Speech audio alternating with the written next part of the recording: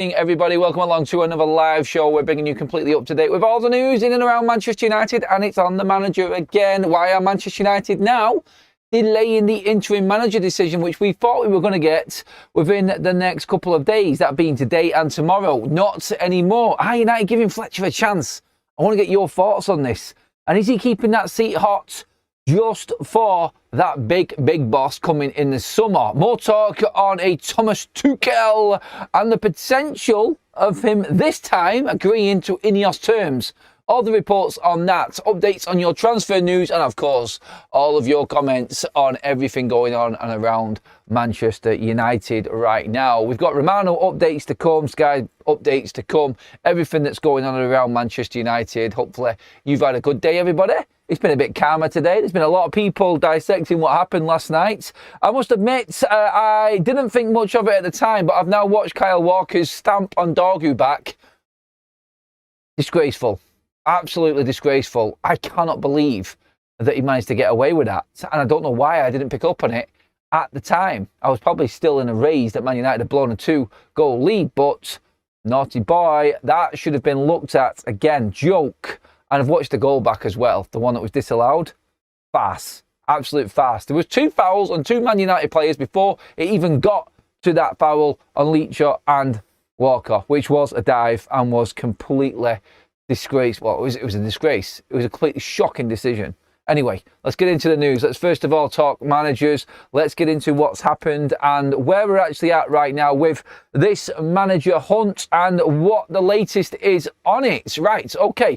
So, in terms of what we knew already regarding the interim manager, it was thought that within a couple of days we would have known if Manchester United were going to be picking Ole Gunnar Solskjaer or, indeed, Michael Carrick. That was the thought behind everything anyway. Now, the latest that came out after my show this morning was that, and it came from Sky Sports early doors, and it came from Rod Dorset first of all, and I'll go through the events as the day unfolded. So, and this is what he said. I honestly don't know who gets it. I think all of the options, Solskjaer, Fletcher, Carrick, are all on the table. I think that's what Jason Wilcox is considering now. It will be his call, his recommendations. So Jim Radcliffe and Omar Brada will either rubber stamp it or not agree. That'd be weird, wouldn't it, if they didn't agree with Wilcox? That would show unrest behind the scenes, wouldn't it? I don't think they're gonna go away from what Wilcox has said if they've left it for him to decide.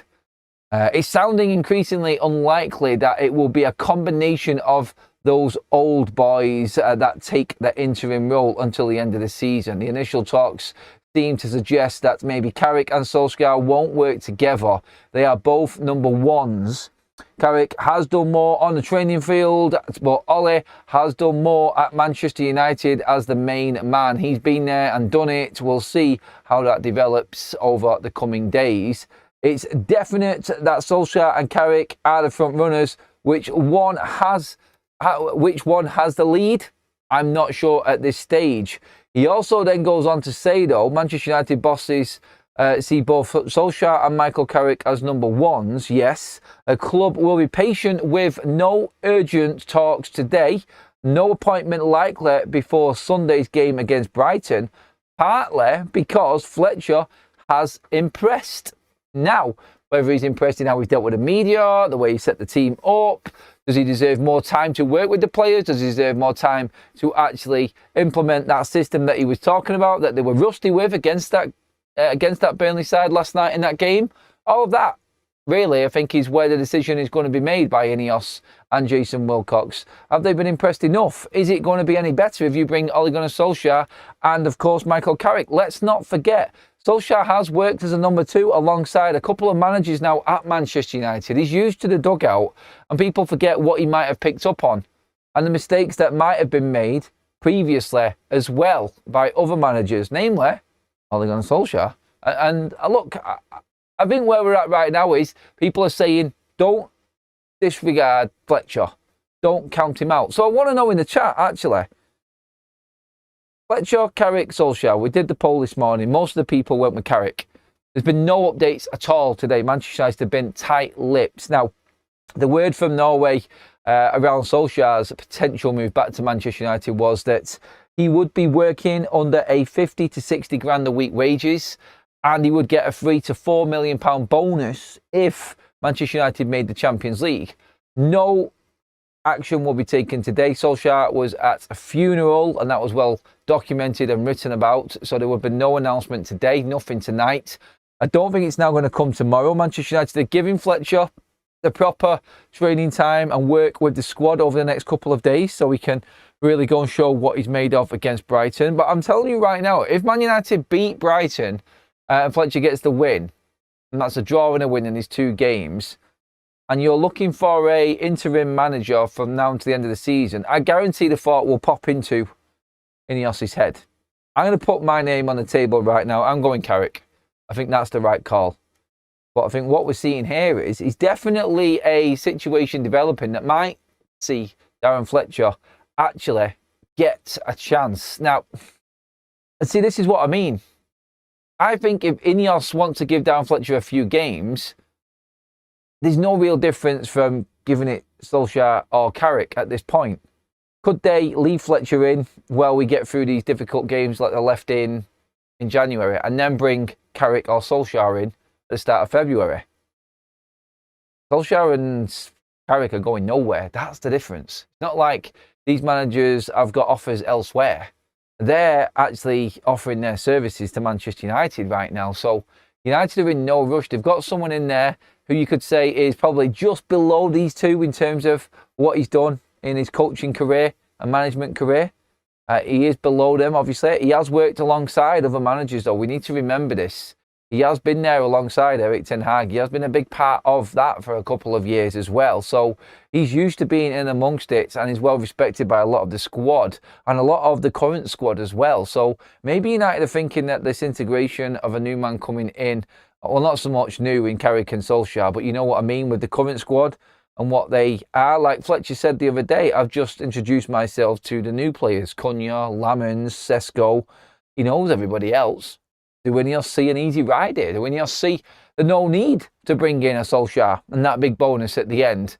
Look, I don't think it's the right move, but all I'm saying here is don't be surprised if the decision doesn't come, because what's the rush, really? Are Carrick and Ole Gunnar Solskjaer going to have a better chance than Darren Fletcher of taking down the top 2 sides in the league? That's the question you've got to ask yourself. What's the difference? Solskjaer hasn't managed since when? He's got a good record, but he's got to come in a short period of time and try and get something implemented and put his system in place.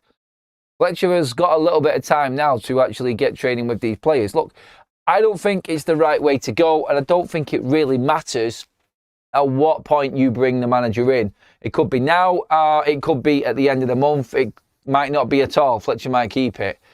This is the situation that we've got. It's between them 3, and let's be honest, none of them are really qualified to take the Manchester United's job, which is why it sounds so ridiculous and so absurd to most people from the outside. It is all going to come down to who gets the best, who gets the best out of these players, and Ineos have got to decide on that. And that, again, is a problem on its own that not many Man United fans are fully convinced by. This is the issue. This is where we are now in this race for an interim manager. It's not. I don't want to say the lesser of the evils. Who is going to get more out of what we've got already is probably the best way of putting it. And there is a case for Fletcher. If he wins on Sunday, don't be surprised if it just drags on a bit more. That's all I'm saying. I would go with Carrick. I think, like what Dorset said there, we spoke about this morning as well, that Carrick has coached more. He's a bit more, I feel, tactically aware and has done more on the training ground than what Ole Gunnar Solskjaer has. Solskjaer's a manager. Carrick is a coach. Right now, do we need a manager? Or do we need someone who's really going to get his message across to these players in the best way to get us through the rest of this season for the next 5 months? I think they're the big questions, and I think they're the most important ones that we should be looking at and asking when deciding on this interim manager coming in. So look at your thoughts on this, and let's see where everybody's at with this right now. And I think it's a difficult one. I'm not expecting people to have the answer to this either, but initially, like, what's the first thing that comes into your head? Fletcher gets it till for the rest of the season. Would you even contemplate that? I personally don't think that's right, like I've said, but some people might think that that's the best way to go. Some people might think that he deserves his chance. I would go Carrick. I'm going to stick with Carrick on this, but they're your options. I think that Man United could give Fletcher a chance, a few more games to see how he does, and then always just say to Ollie later down the line, because Ollie's going to jump at the chance any moment he gets. Let's be honest, like, it doesn't have to be a rushed decision to get Ollie in. He's going nowhere, and neither is Carrick. So, should we give Fletcher a bit more time? I'm only asking the question, by the way. But if he wins against Brighton, we get into the next round of the FA Cup, and imagine if he played and he did a job against Pep. That would be interesting. That would be interesting. Carl said he'd do it for 60 grand a week. I would as well, mates. I would. I think most of us would, wouldn't we? Get all of them. They could all work together, including Keane. Sesko Lover, no, apparently they can't. United are not willing to do that. I think from the message there, it's Solskjaer and Carrick are seen as number ones, and that's right. The only number two out of all of these names is Fletcher, because he's worked as a number two at Man United before. Look, Carrick has worked as a number two before, but he's now done his time as a manager as well. So I think when you look at that, I think if you pick Fletcher, the other two are gone. None of them would work under Fletcher. It'd be a bit embarrassing, to be honest, wouldn't it? So, yeah, I think if Fletcher's going to get it, it'll be his own man, and it'll be him in a similar situation to where we are now. Don't get me wrong. Like Travis Binion, I think he's a good coach. He's never coached at this level, but he's a very, very good coach and an experienced coach down through Manchester United's academy. Like, he's been doing it for years. Again, it's like, what do we expect? What do we expect right now? The more and more I think about it, the more and more I think it's just going to be someone like Solskjaer, Carrick, with a few of the merry men that we know, hoping that we get a vibe out of these players and we get a little bit of reaction out of them. Tactically, I'm not expecting any masterclasses. It's just go out there, score one more than the opposition, be able to see a game out, try and get into the heads of these players probably more than anything. Tactics right now, I don't even think come into it for this team. There is the story from the MEN, from Stephen Railsford, who has said that there are sources and people within Manchester United that are really questioning the mentality of these players and this playing staff now. How many times are we going to actually score a goal, concede one, lose the win, lose or draw a game from a winning position? I mentioned it this morning. I mentioned it on my match vlog last night as well. So many different occasions Manchester United have done this season already, and it has been questioned, and it should be questioned. Can we get more out of these players? Can we stretch their confidence as such? Will Fletcher be able to do that? If we win against Brighton on Sunday and show that the players are actually feeding into what Fletcher wants, then the question will be asked. The calm after the storm. If looking for excuses, if only to shift the blame helps you cope, then go for it, mate. Regardless of your deep dive, it is what it is, my friend. No idea what you're talking about there, buddy, if it's to me or not, Devon. But it looked like an interesting comment, so I've read it out, mate. But I don't know. It might not be to me. We'll carry on. Peter says, Adam, the problem I think no manager will fix this. Look at how many managers we've had since Alex Ferguson, players that need to be moved on. It's so bad now.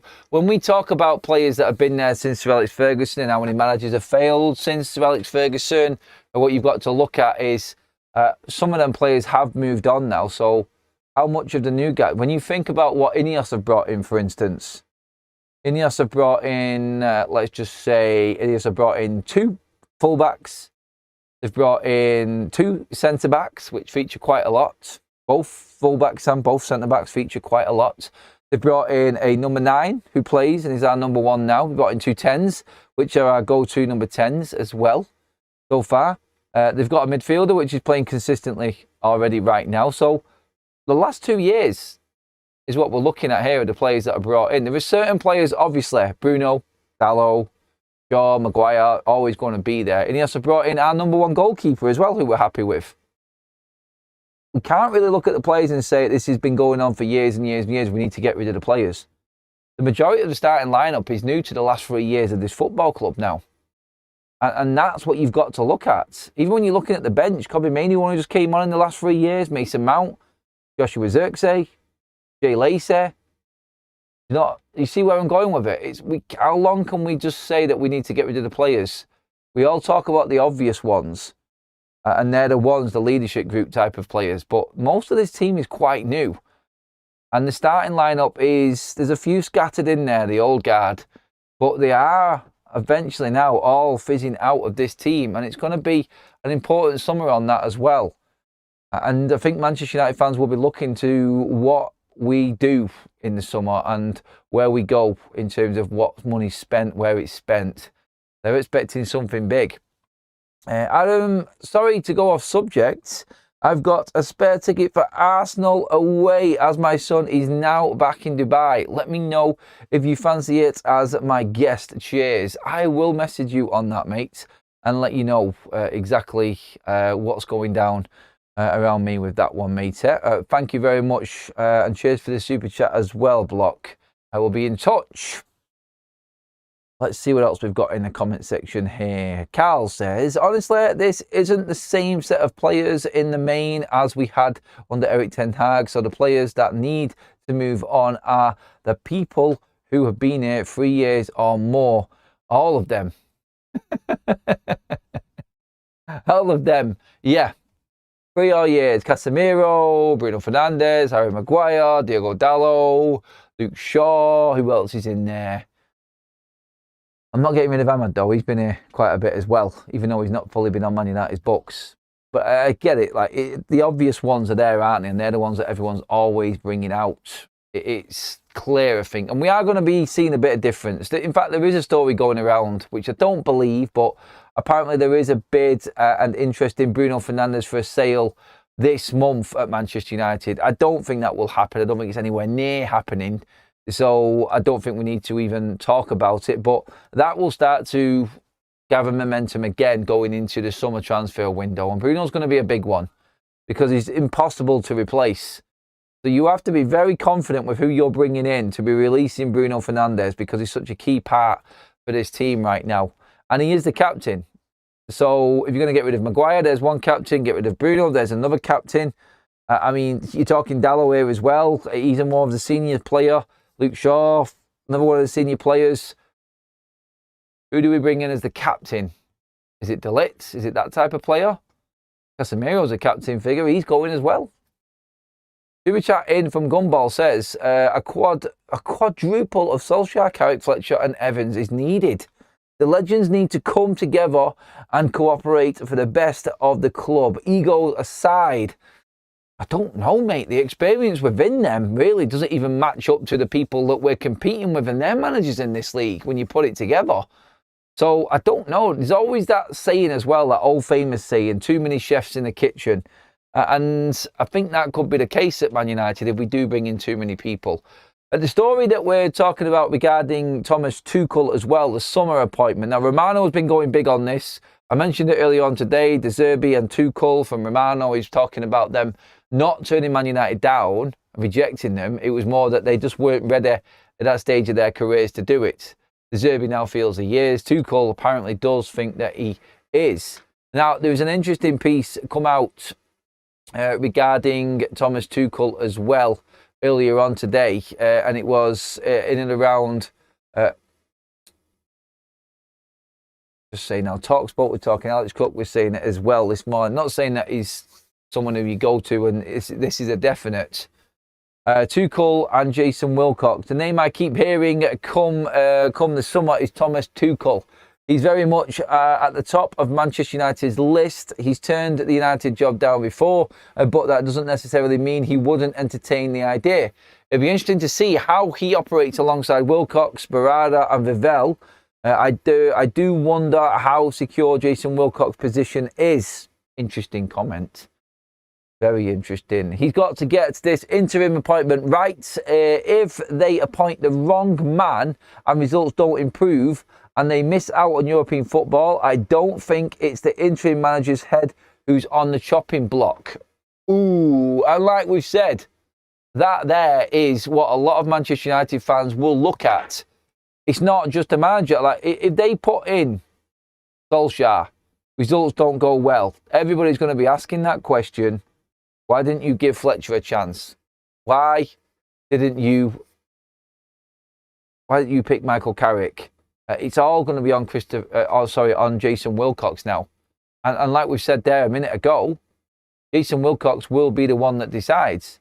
And it'll be up to Omar Barada, to Jim Radcliffe. This is what Rob Dorsett of Sky Sports was saying. So this is going to be a very, very, very tough decision to make. There is an easy way out, which is Fletcher. And there is clearly a difficult decision to make out of the two Manchester United legends in Carrick and Solskjaer.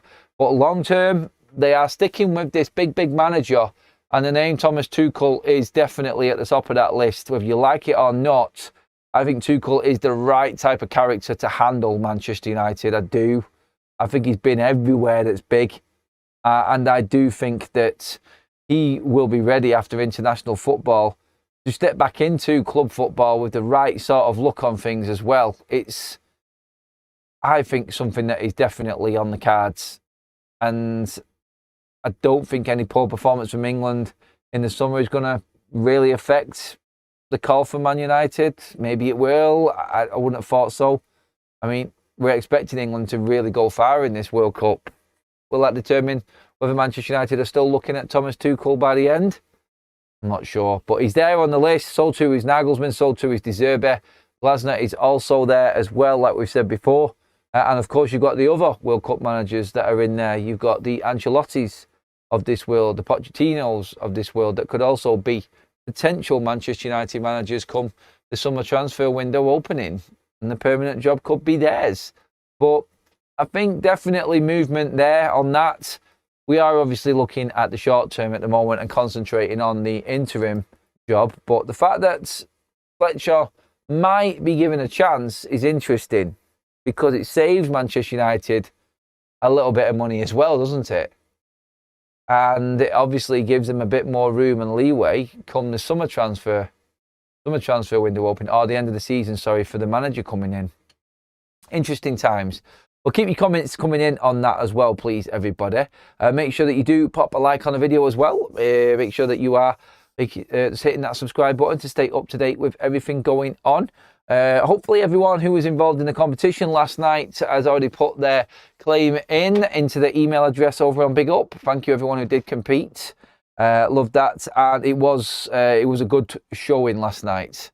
Shame we didn't get any big winners because United let us down, but hey, I can see lots of people there saying no to Tuchel. Luis Enrique first, Thomas Tuchel second. It's not two bad names really. Enrique, Tuchel, these are the sorts of managers that you would really make a statement in with, I feel.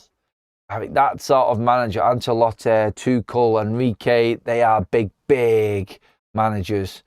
And that really would be Manchester United putting it all on the line, I think. It's like, turn this club around. If they can't turn it around with Ineos, then you start to panic. You really start to panic as a Manchester United fan. If Fletch can get some goals out of Sesko, then keep in place for a while, says Parallel. I mean, yeah. Parallel, sorry. Positive how he got talking to Sesko and got a tune out of him in that game. Is that a sign? Could say. That's a good thing to look at. He definitely got into his head. He told him what to do at half-time. He said he spoke with him before the game as well.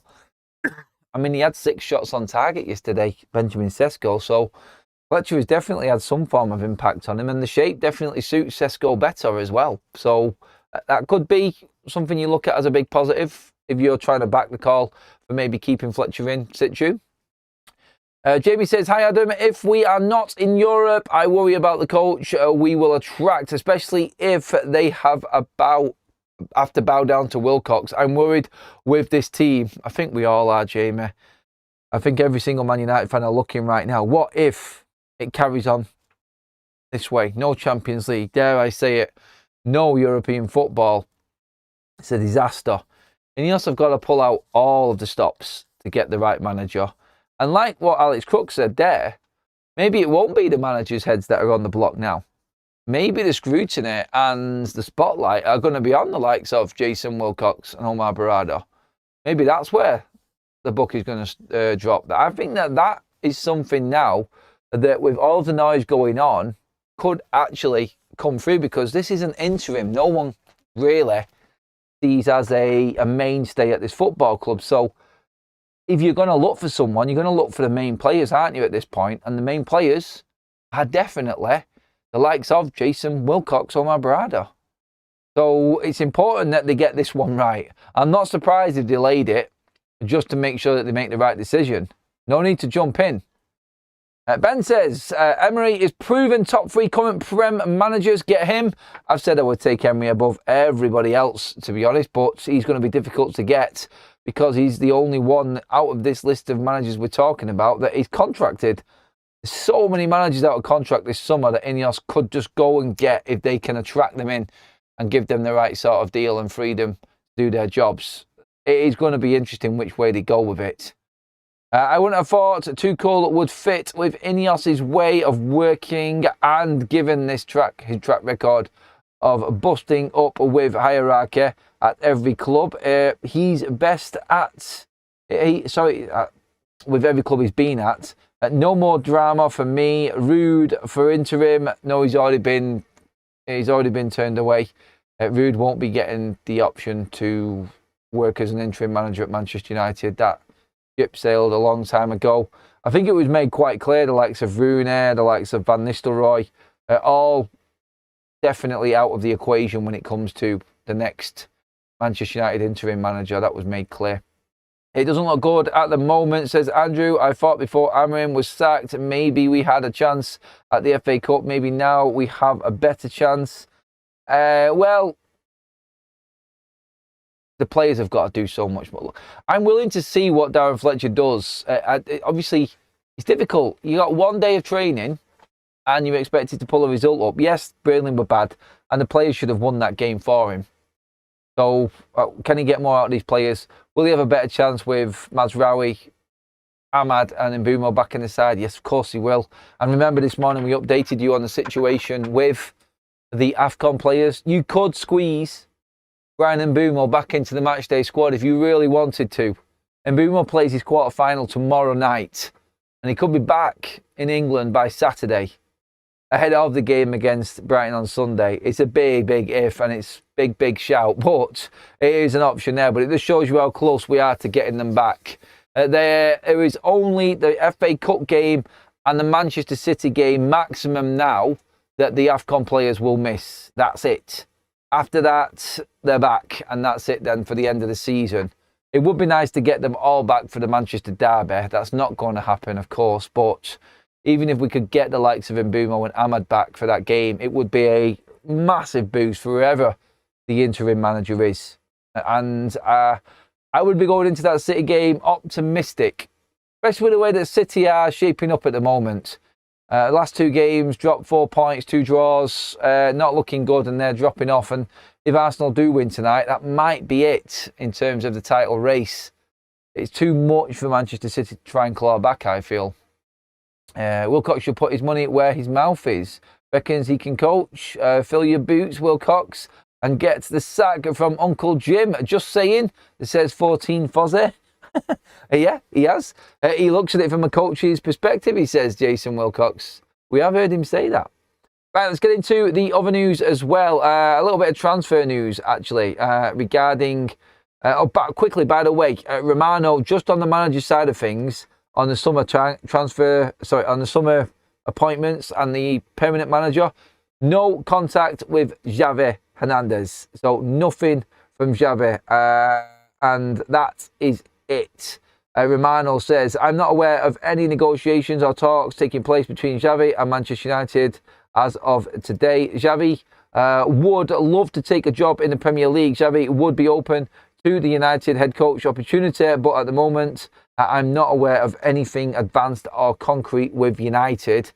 Ruben Amorim was crucial into keeping Bruno at United last summer, and now with Amorim leaving, it doesn't mean that Bruno is leaving Man United. For sure, not in January, which what we were saying before.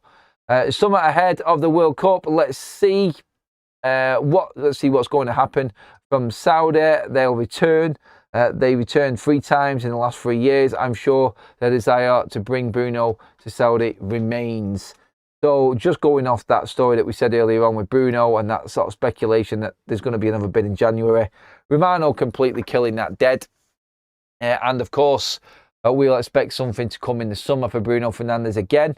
And there you go with the news on Xavi as well as a potential manager coming in. No talks just yet between United and Xavi also. And that's from Fabrizio Romano. Regarding the Joshua Zirkzee transfer, we touched on this morning. Even if Ole Gunnar Solskjaer returns to Old Trafford, Joshua Zirkzee wants to leave. He believes that under Ole, he won't get enough game time to prove himself. Roma Sporting Director Ricky Mazzara has made fresh contact with Zirkzee's representatives, who have reiterated a desire to join the Italian side. Maybe after last night not getting a start again, maybe that is the writing on the wall, and he knows in a week Ahmad and Mbeumo are going to be back. So yeah, maybe this is where we're thinking. Roma have already put forward a 4-year deal for Zirkzee. They are also willing to offer him a wage worth €3 million plus bonuses, with the player keen to play at the World Cup for the Netherlands. Sorry, mate, that's not going to happen. Roma now need to wait for Bryan Mbeumo and Ahmad to return to Manchester United. They remain confident that once this happens, Zirkzee's move to Roma will be a matter of time. That coming out from Italian sources, of course. And again, I said don't count out the transfers, in particular the outgoings. Where would you fit Zirkzee and Shea Lacey? Will Shea Lacey sit on the bench and wait for his chances? Yes, he would. Have we seen him come out and do bits now? Well, we did last night, and I think everyone's excited to see more. So where does Joshua Zirkzee fit in when Ahmad and Mbeumo come back? There's too many players. He's behind Mount, he's behind Ahmad and Mbeumo. Now we're going back to a 4-2-3-1.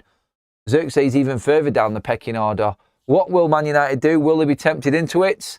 It's a 50-50 at the moment, but the thought of Ruben leaving hasn't really cut out all of the speculation on Joshua Zirkzee being transferred out yet. So we'll keep an eye on that, and we'll make sure that, obviously, if anything does happen, we'll keep you updated with it as well. For all those fans that are angry and want to vent, there is a protest for the Manchester United supporters group, the 1958. They are going to be protesting against. Actually, just let me bring it up now. So the protest from the 1958 group, Manchester United protest group 58, announced plans for a demonstration before the Fulham game, and brands Jim Ratcliffe as an incompetent clown turning the club into a circus. A group called for a vote of confidence in ownership. It's been an extraordinary and deeply troubling few days at Manchester United on pitch. We are watching mediocre performances from an average team drifting without identity, direction or ambition. Off it, the chaos is even worse. Together, they are ruining one of the biggest clubs in the world, football, like a local corner shop, penny pinching, short term, and utterly devoid of vision. Go for it. Go for it. Bring the fan base together. And yeah, vote. It's no confidence, not a vote of confidence, sorry. It's vote no confidence. And again, they can go for it. Will it make a difference? No, not one bit. But look, it just puts it out there again. It just puts it out there again. I feel right now, I feel like they are really just looking for a bit of reaction. They're looking for a bit of headline. They're looking to try and put it out in front of all the media outlets again. They'll probably be on TalkSport, Sky Sports, things like this again.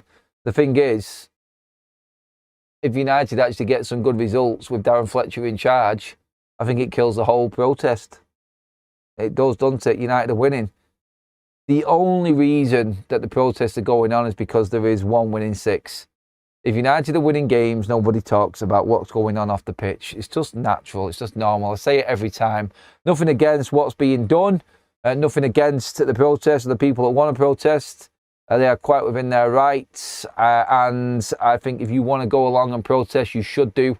Because there are concerning times coming ahead for Manchester United, like we've discussed here on the channel. There are big concerns about everybody at the club because a lot of big decisions have gone wrong. And they are the people that are pulling the strings now at Manchester United. So, quite rightly, get protesting. I just fear that these things just get laughed at by the media now. And the last thing I want is for Man United fans to actually be being laughed at because they're protesting for nothing. And hopefully there's a big turnout and it does get the publicity that it deserves. But I'm just a bit concerned on that as well. Anyway, look, we all want the same thing. We want United to be winning games. The protest will go ahead if this continues, I think. But it'll be interesting to see if United do start picking up form under Fletcher, what might happen with all of that as well. But look, credit to them again. They put on fantastic protests and I think it's good. I think it's good for the fan base to come together because we have been divided so many times over the last few years. And at the moment, it feels like there is a real disconnect again amongst the fans.